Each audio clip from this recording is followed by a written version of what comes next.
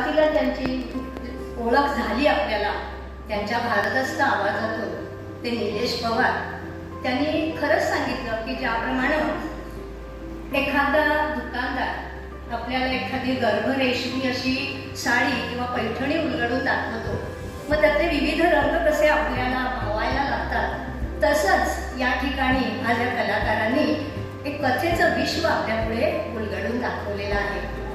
त्यामध्ये अलका श्रावणे यांनी जी कडुलिंबाची डहाळी ही कथा या ठिकाणी पेश केली. खरोखर म्हणजे त्यांनी पेशच केली, ती कथा सांगितली किंवा असं नाहीये, तर त्याच्यातून त्यांच्या आवाजातला चढउतार म्हणा किंवा त्या वृद्ध दाम्पत्यांचा जो भावना कल्लोळ होता तो त्यांनी अतिशय सार्थपणे आपल्यासमोर उभा केलेला आहे. त्यांची कथा आपल्याला आठवते धुणं.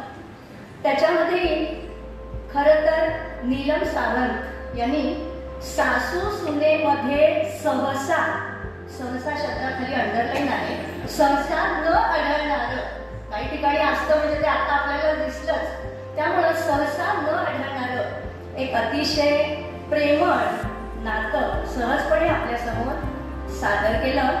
मला सगळ्यात त्यांची गोष्ट आवडली म्हणजे नस हुंगून त्यांनी जी शिंक काढली लाजवाब. त्यानंतर ज्ञानेश्वर नाईक यांच्याविषयी मला खरंच होतं बोलायचं, म्हणजे यांच्या संस्थेचं जे नाव आहे इरसाल, अक्षरशः ती कथाही इरसाल, त्यांचा आवाजही इरसाल आणि पेशकारीही इरसाल. त्यामुळे अतिशय सुंदर त्यांचं सादरीकरण झालेलं आहे.